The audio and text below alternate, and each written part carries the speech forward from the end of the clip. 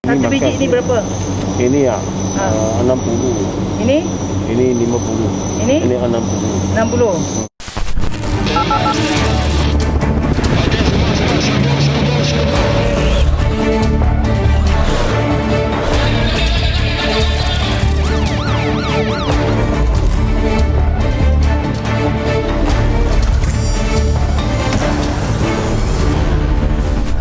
Assalamualaikum dan salam sejahtera. Bersama saya, Sofia Nur Solihatun, dalam perkembangan berita jenayah terkini 999. Saudara, geng Ayoy Gombak yang sebelum ini menjalankan jenayah ragut mensasarkan mangsa wanita akhirnya tumpas.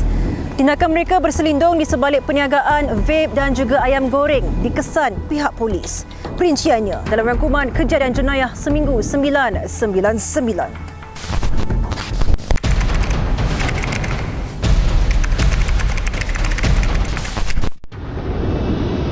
Sejak 2018, geng Ayoy Gombak dikatakan terlibat dengan lebih 300 kes ragut yang dilaporkan di sekitar Kuala Lumpur. Kegiatan dua anggota geng itu terbongkar selepas polis berjaya membuat tangkapan dalam serbuan 26 Januari lalu. Menurut Ketua Polis Kuala Lumpur, Datuk Saiful Azli Kamarudin, kejayaan itu susulan daripada siasatan melalui laporan polis yang dibuat seorang wanita dipercayai mangsa ragut melibatkan kumpulan yang sama. Hasil serbuan, polis telah merampas 4 motosikal, nombor pendaftaran yang diubah suai dan 2 buah kereta mewah bernilai RM280,000. Siasatan lanjut mendapati geng Ayoy Gombak mensasarkan penunggang atau pembonceng motosikal yang memakai gelang dan rantai emas sebagai mangsa. Polis daerah Sabak Bernam berjaya membongkar kegiatan sindiket melombong Bitcoin apabila menyerbu 3 premis rumah kedai di Pekan Sabak Bernam dan 1 di Pekan Sungai Besar. Sindiket juga dikesan mencuri sumber elektrik bagi tujuan melombong Bitcoin sehingga menyebabkan Tenaga Nasional Berhad (TNB) terpaksa menanggung kerugian mencecah sehingga RM200,000. Menurut Ketua Polis Daerah Sabak Bernam, Superintendent Agus Salim Muhammad alias, kegiatan sindiket terbongkar apabila pihak TNB mengesan penggunaan elektrik yang tinggi di keempat premis. Kes disiasat mengikut Seksyen 379 dan 427 Kanun Keseksaan. 3 lelaki tempatan dipercayai menerima upah sebanyak RM200 sanggup menjadi tali barut pembekal daun ketum untuk menyeludup ke negara jiran.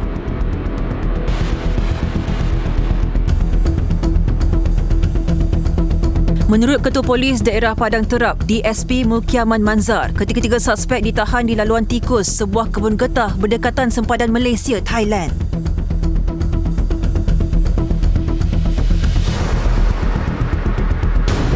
Mereka ditahan anggota tentera dalam Ops Benting dan Ops Pagar yang digerakkan pegawai pemerintah Batalion Pertama Regimen Ranger Diraja, Lieutenant Colonel Mazli Muhammad Salim.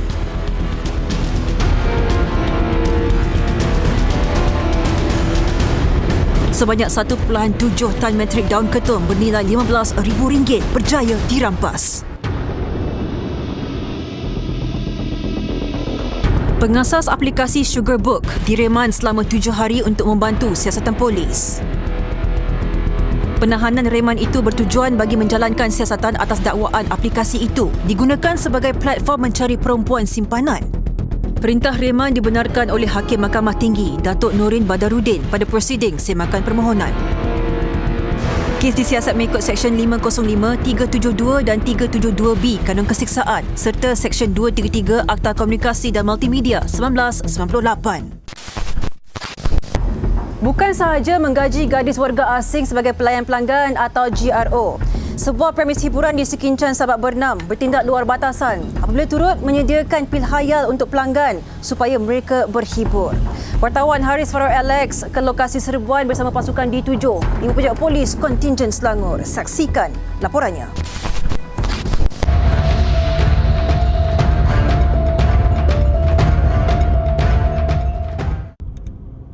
Hasil risikan selama 2 minggu pasukan cawangan judi maksiat dan kongsi gelap D7 Ibu Pejabat Polis Kontingen Selangor menyerbu sebuah pusat hiburan di Sabak Bernam yang dipercayai menyediakan perkhidmatan gadis pelayan warga asing.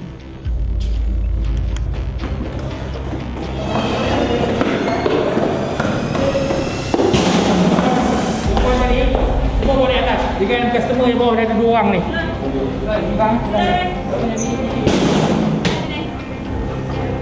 Serbuan diketuai Pegawai Turus D7 IPK Selangor, DSP Zuhairi Muhammad Rashid, mendapati premis rumah kedai 3 tingkat ini menyediakan lebih 20 bilik karaoke yang dipercayai digunakan untuk berhibur secara tertutup. Zaman angkat taser.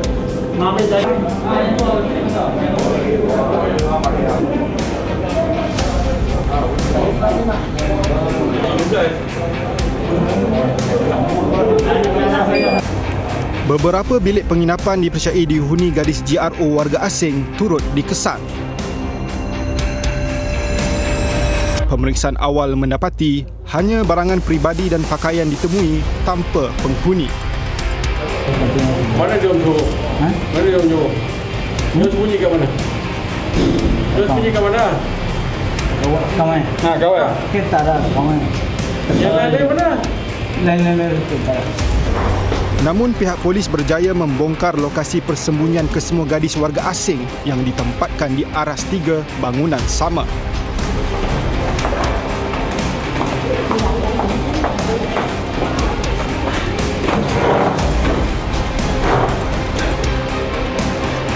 Difahamkan setiap gadis warga asing dilanggan pada kadar RM60 bagi tempoh 1 jam dan sesi pemilihan dilakukan di sebuah bilik khas. Yang mesti bulan bilik ni. Yang mesti bulan bilik ni. Dalam bilik ni tak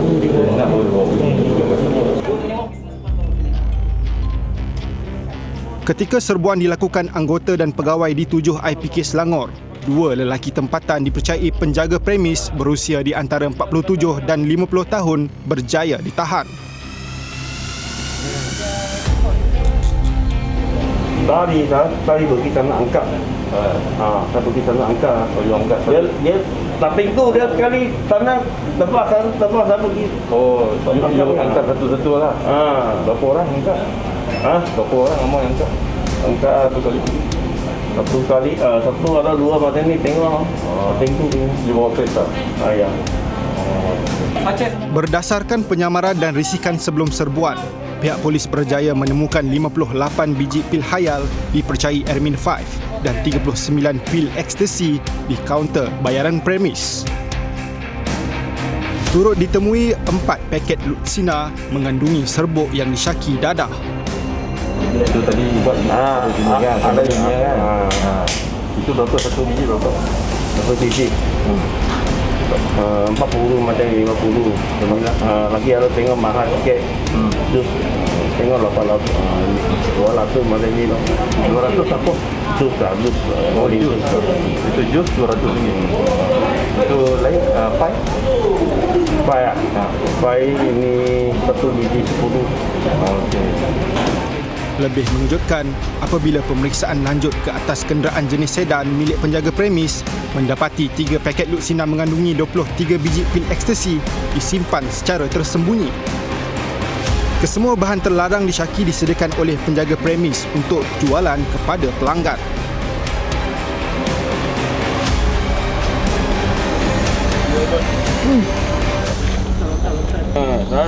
Ubah apa? Ubah apa? Lu mau cakap ubah apa? Tengah. You pun makan ubat juga. Tak tu lah dia kalau ini makan. Satu biji ni berapa? Ini ya 60. Ini? Ini 50. Ini? Ini 60. 60. Tadi you makan apa punya? Saya angkat makan ini putih ni. Putih punya. Tapi ini untuk apa? Itu. Untuk apa? Goyang punya ke? Untuk apa? Dia macam ni makan ni sikit-sikit boleh tahan tak boleh tak mau tidur tak aja macam ni. Saja. Saringan ujian air kencing turut dijalankan ke atas 24 pelanggan yang hadir dan dikompaun kerana melanggar syarat pematuhan prosedur operasi standard Perintah Kawalan Pergerakan. 13 wanita warga asing yang disyaki sebagai GRO ditahan mengikut Akta Imigresen 1999 Palang 63. Kesemua yang ditahan dan peralatan yang dirampas dibawa ke Ibu Pejabat Polis Daerah Sabak Bernam untuk siasatan lanjut. Haris Farouk Alex 999. pakai baju lah bang. Saya tak ada, saya boleh bagi semua. Sampai suka-suka sekarang you ada, you keluar. Tak ada, customer tanya, dia cakap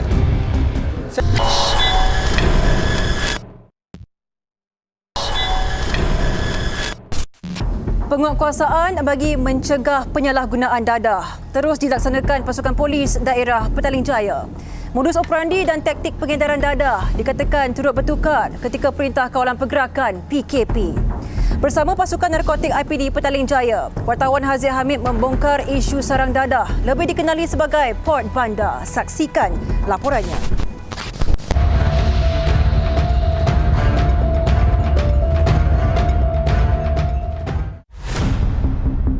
Usaha membendung kegiatan penyalahgunaan dadah terus dilaksanakan oleh Bahagian Siasatan Jenayah Narkotik Ibu Pejabat Polis Daerah Petaling Jaya. Ketika Perintah Kawalan Pergerakan Fasa 2, seramai 3 pegawai serta 19 anggota digerakkan bagi operasi yang memfokuskan pencegahan dadah di seluruh daerah Petaling Jaya, Selangor. Okey, bermakna nanti ni kalau sebelah BHP ke atau Petron ke, dia akan ambil yang berdekatan dengan bawah ni. Dia takkan ambil kat tengah-tengah tu. Tokan dadah menjadi sasaran utama yang dipercayai menggunakan pelbagai helah bagi mengaburi mata pihak berkuasa. Pergerakan tokan dipantau bagi membongkar helah urus niaga dadah yang dijalankan. Tuan, dia dah melepasi tak tu lah. Traffic light.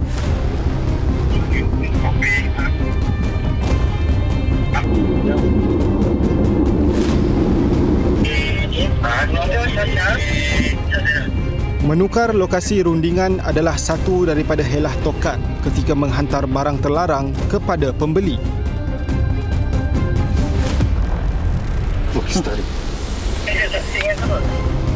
Sejak jam 8 pagi tadi, pihak polis masih berunding dengan pihak tokan bagi mendapatkan barang yang dijanjikan.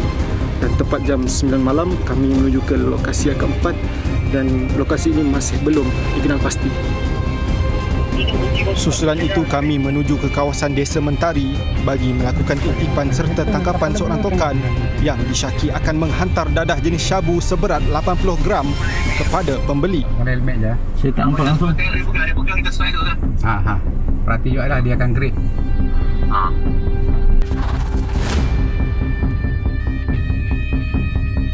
Setelah 3 jam, 2 lelaki yang mencurigakan muncul bagi menghantar barang kepada pembeli. You mari ya, you mari ke orang lain mari? Okey. Sekejap. Baju dia. Baju dia. Ni. Boleh makan pakai lambat. So, Zora standby. Di Zora standby tengok yang gemuk.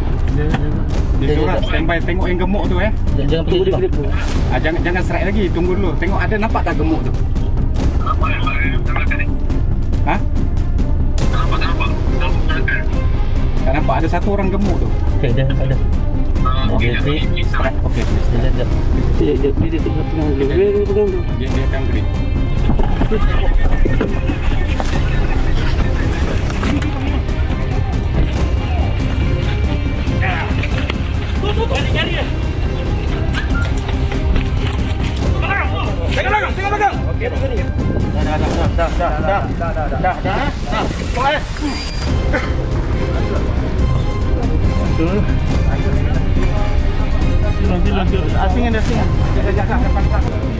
Menurut Ketua Polis Daerah Petaling Jaya ACP Nik Zani Muhammad Faisal, sebanyak 1,610 tangkapan membabitkan penyalahgunaan dadah telah dilaksanakan sepanjang tahun 2020. Video ini ada similarities, ada persamaan dengan ceras. Okay. Selain daripada aktiviti dadah di kawasan-kawasan perumahan, penggunaan syabu, kita pun ada aktiviti-aktiviti di pusat hiburan. Sekarang ni dah terkenal dengan jus-jus. Dulu kalau di pusat hiburan dia lebih pada ekstasi, Eramin 5, maybe lah ada sedikit K dan kokain.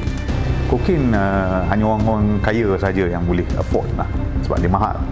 K ni pun ada populariti juga zaman ketika dulu lah. Tapi alhamdulillah ada hikmahnya PKP ni. Pusat hiburan semua kena tutup. which is good. So kita boleh fokus kepada dadah-dadah yang seperti syabu ni lah, ya, dan heroin. So trend tu macam mana kita nak tahu yang kawasan ni syarat dengan aktiviti dadah? Apabila satu-satu tokan tu boleh datang ke satu penempatan blok ke apa ke, PPR ke, ya, boleh datang dengan dia punya goodies dan dia boleh berjual dengan secara terang-terang. Itu saya boleh memberi satu rumusan yang sama ada kita punya penguasaan ada lemah kat situ, ataupun maklumat kita ataupun kerjasama daripada penduduk kat situ kurang. Mungkin ada pelbagai sebab, mungkin dia tak percaya dengan penguasaan sebagainya. So itu yang kita nak elakkan. Operasi diteruskan di sebuah rumah flat sekitar Kampung Lindungan. Menerusi laporan awam, kegiatan mengisap dadah jenis syabu dilakukan 3 individu berusia lingkungan 20-an. Diam situ, tangan diam. Letak barang. Tangan diam. Letak barang. Handphone letak. Letak telefon. Handphone letak. Telefon letak. Barang letak. Barang letak semua. Share. Jangan biru kan. Pakai satu botol saja. Selain rumah pangsa, kawasan penginapan seperti hotel juga dijadikan sarang penagihan. Ketika pemantauan pihak polis, terdapat beberapa pergerakan secara berkumpulan yang mencurigakan di ruang menunggu hotel. Ada barang salah. Cekak. Tadi saya cekak. Ni? Ada lagi? Ada lagi keluar? Ini saja. Kita jenta. Ini saja ada. Ini saja. Ini saja. Okey, garis. Rentetan penemuan satu paket kecil dadah jenis syabu milik lelaki terbabit memaksa pihak polis untuk membuat pemeriksaan di setiap bilik penginapan.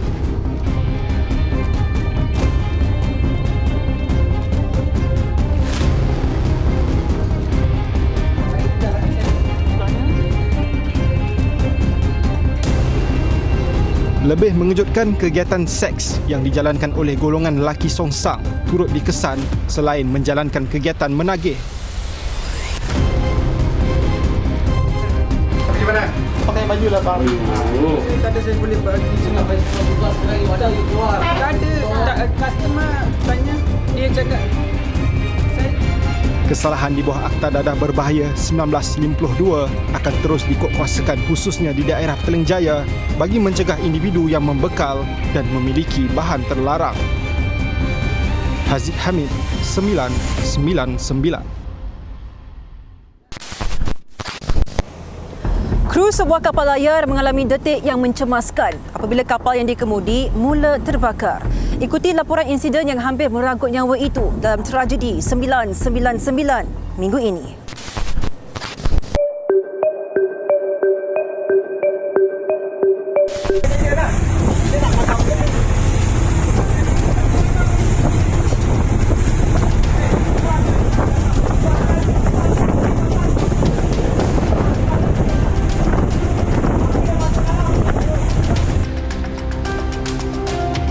Menurut Pengarah Agensi Penguasaan Maritim Negeri Kedah dan Perlis, Laksmana Pertama Maritim Muhammad Zawawi Abdullah, kebakaran dikesan ketika operasi benteng dijalankan oleh kapal maritim Tenggol sebelum melaporkan maklumat kepada Maritim Rescue Sub Center Langkawi jam 8.18 pagi.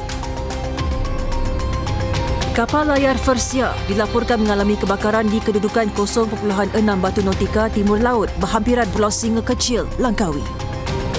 7 anak kapal berusia 21 hingga 61 tahun berjaya diselamatkan tanpa mengalami sebarang kecederaan.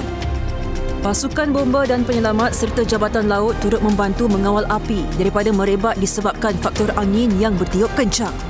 Yang mana ianya turut memberi kesukaran kepada pihak bomba, pihak maritim ataupun agensi-agensi lain yang berada di kawasan sekitar untuk usaha operasi pemadaman kebakaran. Berlaku kebakaran pada awalnya adalah di bahagian belakang kapal dan seterusnya merebak ke bahagian atas dek kapal layar, yang mana ianya telah menyebabkan keseluruhan kapal tersebut telah terbakar. Menurut Muhammad Zawawi, semasa kejadian, tiada tumpahan minyak dan pemantauan secara berterusan dilakukan pihak APMM. Ribuan terima kasih kepada semua agensi yang terlibat dalam operasi pemadaman kebakaran kapal layar Fosi di perairan Langkawi yang lalu, iaitu agensi daripada pihak Tentera Laut Diraja Malaysia, pihak Polis Marine Langkawi, pihak Jabatan Bomba dan Penyelamat, pihak Jabatan Laut Malaysia di Langkawi serta Jabatan Alam Sekitar. Seorang daripada kru yang terselamat, Nasrun Ramli, 61 tahun, menyedari kebakaran berlaku setelah rakannya terhidu bau asap dari bahagian belakang kapal. Ketika kejadian, dia sempat membuka baju dan melambaikan tangan apabila melihat kehadiran anggota maritim. Pakcik terus. Angkat tangan. Angkat tangan.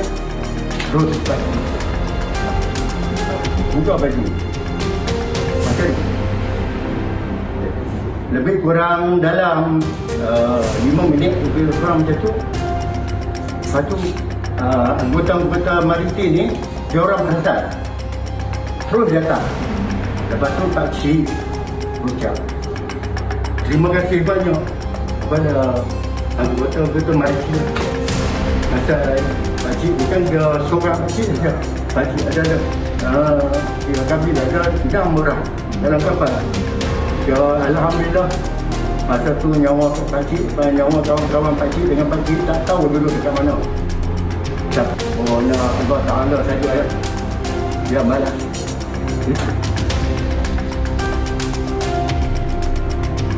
Pihak APMM menasihatkan agar komuniti maritim sentiasa peka mengenai keselamatan dan sentiasa bersiap sedia menghadapi sebarang kejadian yang tidak diingini bagi mengelakkan kehilangan nyawa dan harta benda.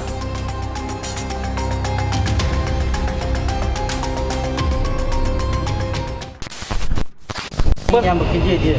Bekerja? Tokek siapa? Orang Melayu? Lesen ada? Lesen ada?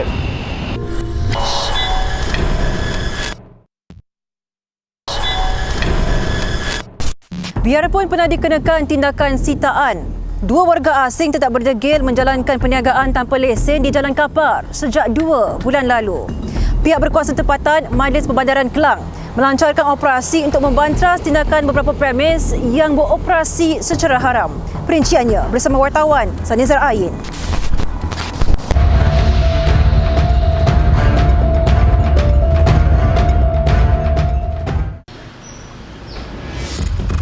Jam 2.30 petang.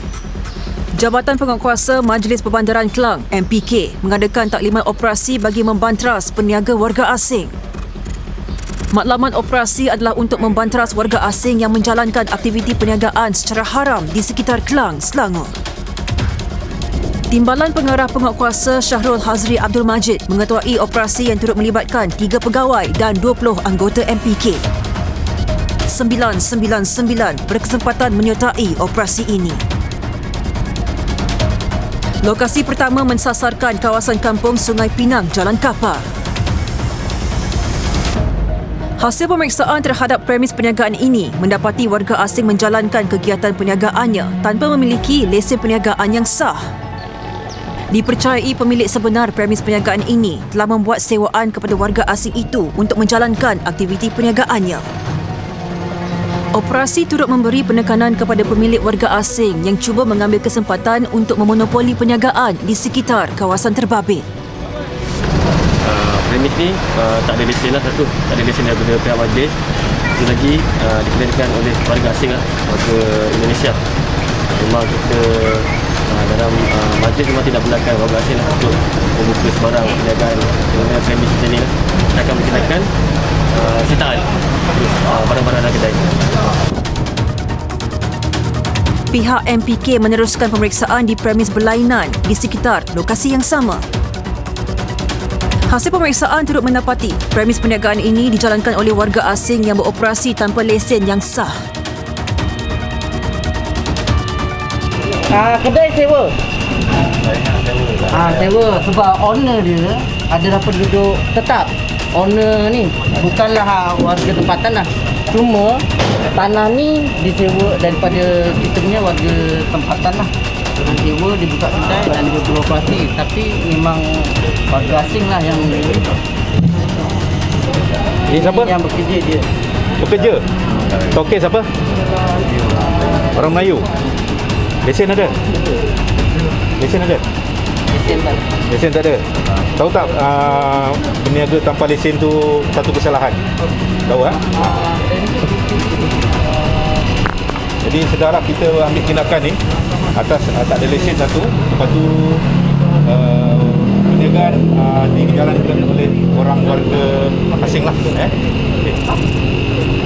Lepas tu minta owner mau lesen MPK lah. Susulan itu, MPK turut menyita premis yang disyaki dimiliki warga asing. Hasil aduan orang awam melalui aplikasi aduan warga asing atau AWAS, pihak MPK meneruskan pemeriksaan di sekitar Jalan Kapar, Kelang. Biarpun pernah dikenakan tindakan sitaan, dua warga asing ini dikesan masih berdegil menjalankan perniagaan tanpa lesen di Jalan Kapar sejak 2 bulan lalu. Satu daripada premis perniagaan yang diperiksa turut menjual ayam tanpa kebenaran yang sah walaupun amaran keras telah dikeluarkan oleh pihak MPK sebelum ini. Satu dia menjual ayam hidup lah. Ayam hidup ni dia ada satu syarat daripada majlis, dia tak boleh berdekatan dengan rumah kediaman. Sebab dia akan berlaku kekotoran lah.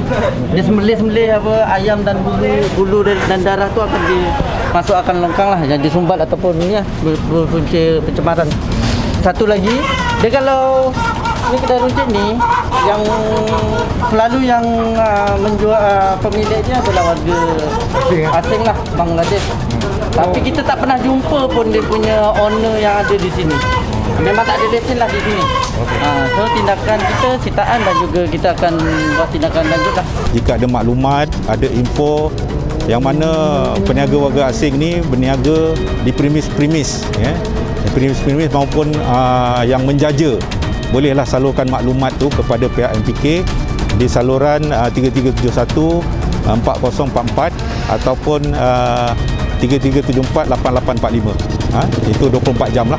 Jadi kalau ada maklumat dan sebagainya, selain daripada itu bolehlah salurkan di aduan warga asing AWAS melalui Jabatan Komunikasi Korporat. Menurut Syahrul Hazri, operasi kali ini pihak MPK berjaya menyita pelbagai peralatan dan barangan yang dianggarkan berjumlah RM3,000. 4 premis perniagaan diarah tutup serta-merta mengikut Undang-Undang Kerja Pelesenan Trade, Perniagaan dan Perindustrian MPK. Sekaligus kesalahan ini memperuntukkan kompaun berjumlah RM1,000 sekiranya barangan tersebut dituntut oleh pemilik. Pihaknya turut menyiasat pemilik sebenar premis itu untuk tindakan lanjut. Sanizar Ayin 999.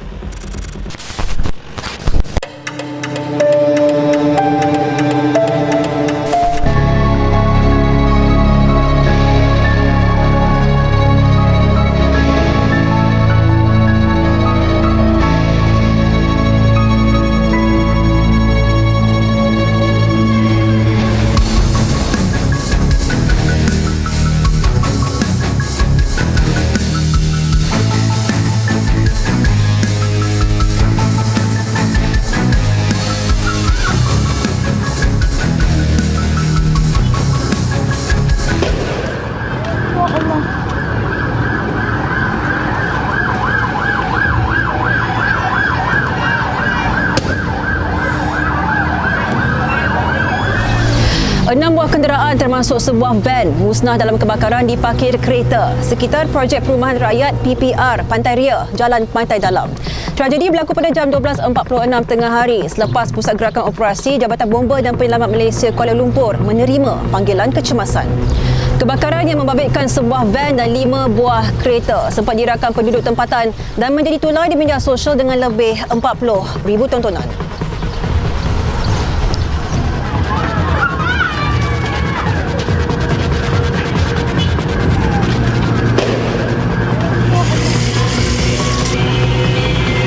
Bagi saya itu agak macam sukar juga, perasaan saya kan rasa selalu kira sedih Tapi bagi saya itu dah kita berserah pada pihak berkuasa lah untuk kita berhubungi polis dan juga bomba untuk bagi diorang yang uruskan lah penjagaan benda ni semua. Apa-apa pun kita jangan bertindak sendiri. So kita kena berhubungi dengan pihak berkuasa sahaja. Sebenarnya kalau terjadi pada kenderaan saya lah, jadi saya pun tak tahu lah nak cakap apa kan. Jadi benda ni dibuat khianat ke ataupun tidak, kita pun tak tahu kan. Bagi saya lah, bila berlaku kejadian macam ni, sebenarnya sesiapa yang berada di sekitar tu janganlah bertindak sendiri untuk memadam sendiri ke. Terus hubungi bomba dengan segera. Bahaya kalau ada sekitar tu, bahaya nanti kereta meletup ke apa kan. Jadi membahayalah pada yang ada di sekitar tu.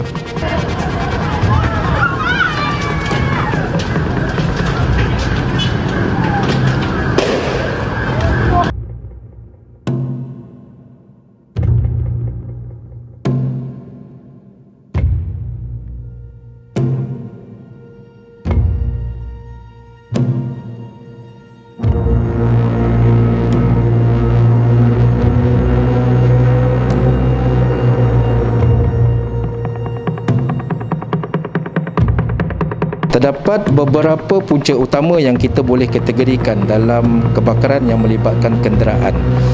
Yang pertama, kita boleh melihat kepada pengubahsuaian ataupun kegagalan sistem pendawaian di dalam kenderaan itu sendiri, kegagalan daripada sistem mekanikal, kelalaian dan juga kecuaian kepada pemilik kenderaan ataupun orang awam, selain daripada kemalangan yang berlaku oleh geseran dan hentakan kepada kenderaan itu sendiri dan juga unsur-unsur khianat. Dan jika kita melihat kepada peningkatan ataupun perangkaan yang telah dikeluarkan pada tahun 2018, 2019 dan pada tahun 2020, berlaku sedikit peningkatan di dalam insiden yang melibatkan kebakaran kenderaan, di mana insiden kebakaran kenderaan ini pada tahun ini adalah menjadi satu trend panggilan peningkatan terhadap kebakaran kenderaan.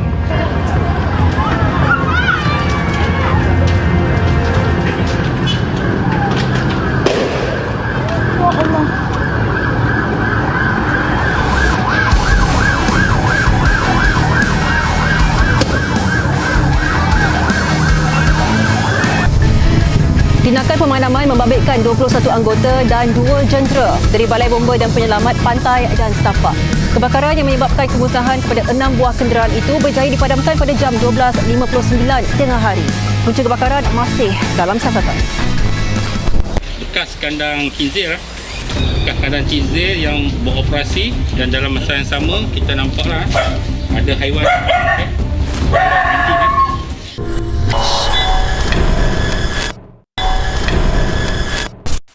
Jenayah pelacuran menerusi medium online terus dibantras.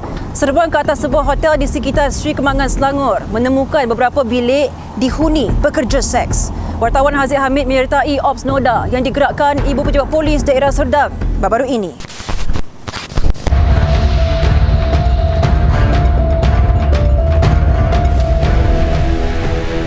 Bertindak atas maklumat orang awam, Ops Noda dijalankan bahagian siasatan jenayah Ibu Pejabat Polis Daerah Serdang di sebuah hotel sekitar Sri Kembangan, Selangor.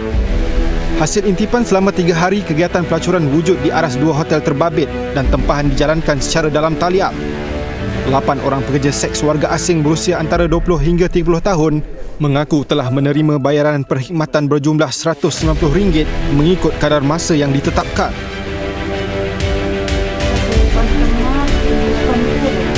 Customer 80. Ni, Muhammad. Berapa kau bayar? Kau bayar berapa? Ha? 190. Menurut Ketua Polis Daerah Serdang ACP Razali Abu Samah, pihaknya berjaya merampas sebanyak 20 paket kondom serta wang berjumlah RM245. Tisu. Jadi begitulah, saya mengucapkan banyak terima kasih kepada publik kerana mereka telah bersungguh-sungguh untuk membantu kita. Walau bagaimanapun, susah macam mana sekalipun untuk mengesan, kadang-kadang publik hendakkan respon yang cepat. Namun kita terpaksa menggunakan masa yang lama untuk kita membuat intipan, untuk kita mengesan kesahihan Kadang-kadang kejadian kalau seperti di hotel ini, kita juga tak mau ditomah ataupun dikomplain oleh pelanggan itu sendiri. Jadi kita lebih berhati-hati dalam menjalankan tugas ataupun untuk kita mengenal pasti adakah ia customer ataupun adakah ia customer hotel ataupun customer kepada kegiatan yang tidak bermoral ini tadi. Kesemua suspek dibawa ke IPD Serdang untuk siasatan lanjut. Kes disiasat di bawah Seksyen 55B dan Peraturan 39B Akta Immigration 1999 Palang 63. Mereka juga dikenakan kompaun sebanyak RM1,000 kerana melanggar syarat PKP. Memproses makanan di kawasan kandang babi yang tidak lagi digunakan. Itu antara kesalahan pengusaha makanan yang telah beroperasi lebih 40 tahun. Ketika diperiksa bahagian keselamatan dan kualiti makanan Jabatan Kesihatan Negeri Pulau Pinang. Perinciannya bersama wartawan Iman Syafiq Jamaluddin.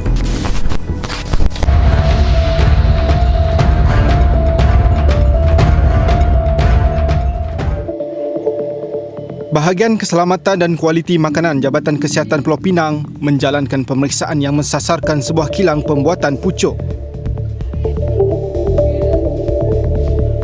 Berdasarkan risikan Jabatan Kesihatan, rutin pemeriksaan berkala ini dilakukan bagi memantau tahap kebersihan ketika memproses dan pembungkusan makanan. Kayu tu kadang kita tengok apa orang komplain ada sisi kayu. Kita tak tahu nak kata. Kalau ada menyem okeylah. Ini kayu ni tak boleh ni. Kalau akan tengok ni pun apa tak cukup kan. Kita takut kayu ni dia ada satu serpihan yang masuk sini pergi pasar raya orang komplain ada bahan asing. Hasil pemeriksaan mendapati proses pembuatan makanan di kilang ini tidak menepati piawaian kebersihan yang disyorkan oleh Jabatan Kesihatan.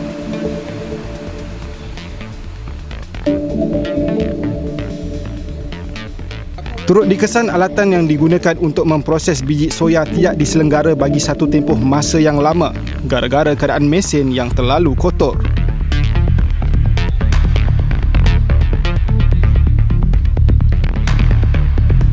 Owner dia kata masih guna lagi lah. Kita tengok kacang soya buku masih ada lagi. Okey.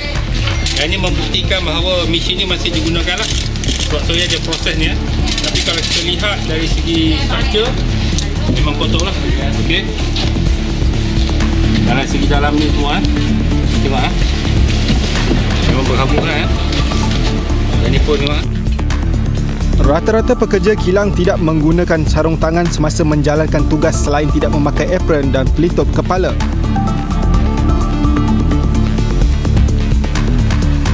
Ruangan dapur juga tidak diselenggara dengan baik, berikutan terdapat bekas tumpahan minyak dan bahan makanan lama dikesan.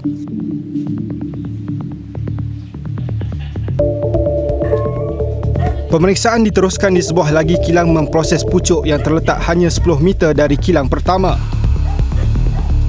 Bekas kandang kizir bekas kandang kizir yang beroperasi dan dalam masa yang sama kita nampaklah ada haiwan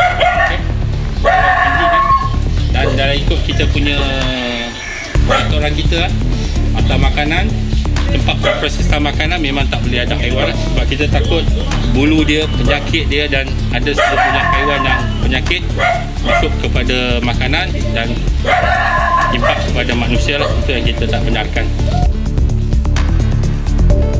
Antara kesalahan yang dikesan, pengusaha memelihara haiwan peliharaan di kawasan memproses makanan dan dibiarkan berkeliaran dalam premis. Bila ada bekas kandang kizir, ada anjing dan tak mustahil ada najis, ada lalat, yang ni kita takut Bila dia lalat dia pergi ke najis-najis haiwan, dia melekat ke makanan ni, yang ni kita takut. Okey, pelbagai penyakit akan timbul lah. Berikutan penemuan plastik serta alat pembungkusan, pihak JKPP percaya setiap bahan yang diproses di kilang ini dibungkus sendiri oleh pengusaha sebelum dihantar ke pasar berhampiran. Dan keseluruhannya kami telah mengeluarkan sebanyak 5 kompaun dengan nilai RM8,500 kepada pemilik dan juga amaran keras secara mulut diberikan kepada pemilik supaya kerja-kerja pembersihan dilakukan dalam serta-merta. Okey.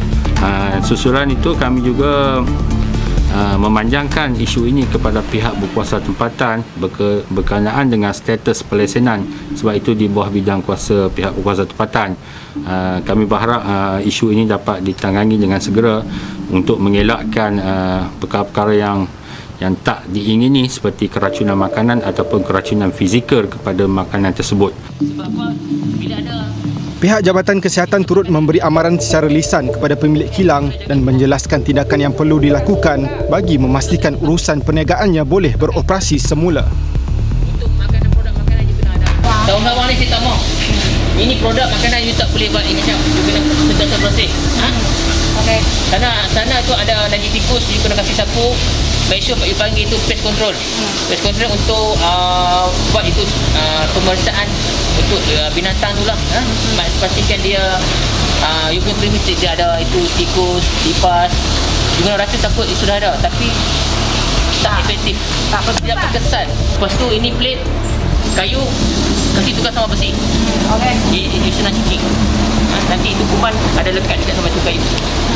Tak cantik. Okay.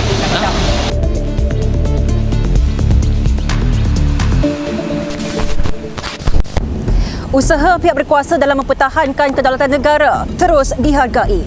Maklumat orang awam mampu membantu dalam mengurangkan kadar jenayah. Terima kasih kerana setia bersama kami sehingga ke penghujung rancangan. Saya Sofia Nur Solihatun, mewakili tim penerbitan 999 mengucapkan Assalamualaikum dan selamat malam. Ingat, jenayah membawa padah.